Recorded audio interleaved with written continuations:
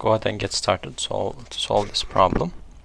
In this problem, first thing that we need to determine is the total head at point X. In order to do that, first let's determine the total heads at points B, A, and C. Okay. Total head at point A is equal to, if I select this as my datum, it will be 42 plus 12, that will be 54 centimeters. Total head at point B is unknown, we need to find that.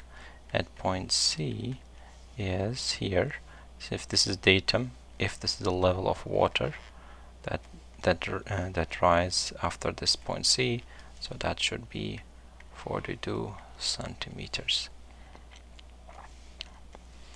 Now we have the total head at these points. Now I'm going to actually use the total head loss between A and B to find. First I'm going to find total head loss between A and B, and then B and C to come up with the total head actually at X. So from the continuity, as we said, flow rate for a closed system is constant, so flow rate at here will be the same as at soil 1 and at soil 2. So we can use this knowledge to write down K1 I1 A is equal to K2 I2 A. Since cross-sectional area is constant, they cancel out, and we know that K1 is half of K2, so if this is K, I1 is equal to 2K I2, so K's cancel out, so I1 becomes 2I2. If we actually write the equation, delta H A to B divided by LAB is equal to 2 times delta H BC divided by LBC. Okay, so these numbers we kind of know, since this is 45 degrees from horizontal, that's given in the question. So delta H AB divided by LAB is 12 square root of 2, geometry, 2 times delta H BC divided by 18 square root of 2. So these cancel out. This cancels out with this to give 9. If I divide this by 3, this gives me 3. If I divide this by 3, it's giving me 4. So I'm going to write this down in this side. Delta H AB will be 4 over 3 times delta H BC. So I kind of know, knowing this helps me a lot. I also know total head loss between A to C is total head loss between A to B plus the head loss between B to C. So if I plug this in here, delta head loss at from A to C is 4 over 3 delta H BC plus delta H BC. That is 7 over 3 delta H BC. So that is equal to, we know that total head loss between A to C is 12 centimeters. So from here, let me draw a line here. From here I can find delta H BC as 3 times 12 divided by 7. That is 5.14 centimeters. So then I can calculate delta H A to B, for example. Okay, well I don't really need that. I have the total delta H from B to C, so I know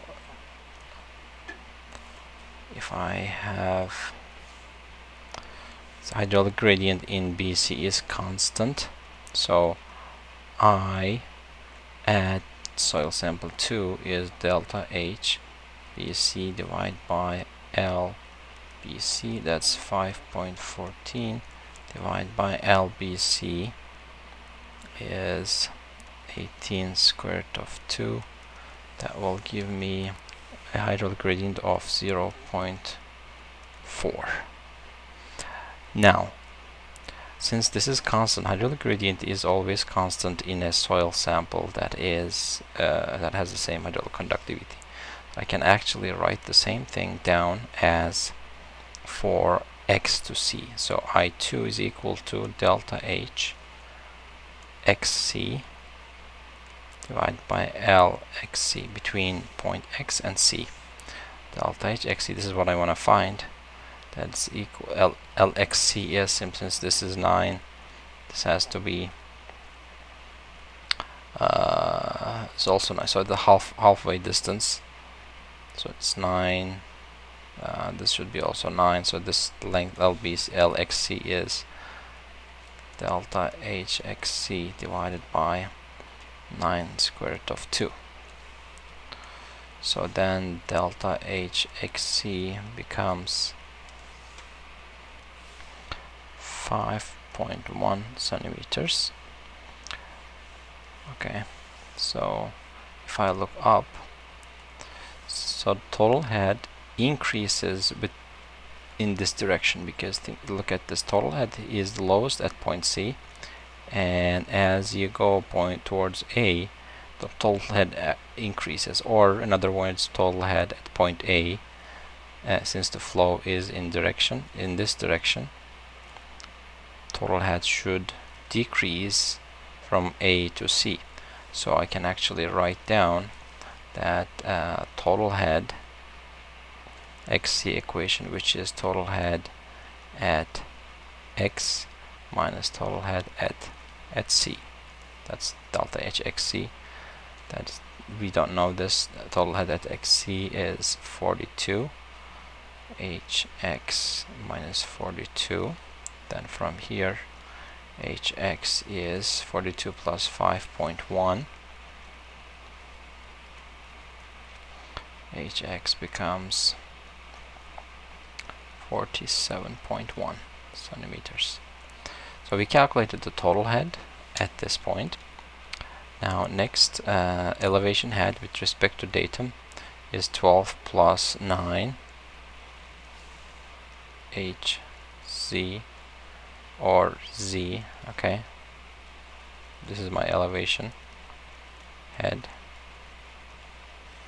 is 12 plus 9, that's equal to 21. So pressure head, this is at X or Cx, I'm just calling it, subscript X, centimeters. So pressure head at X is total head at X minus Cx, that is 47.1 minus 21 centimeters, that's equal to 26.1 centimeters. Pore rotor pressure at X is HPX gamma water, 26.1 centimeters. I'm going to convert this into meters, divide by 100, multiplied by 9.81 kilonewtons per meter cube, which is gamma water, and that will approximately 2.56 kilonewton per meter square, and that's actually kilopascals of pore water pressure.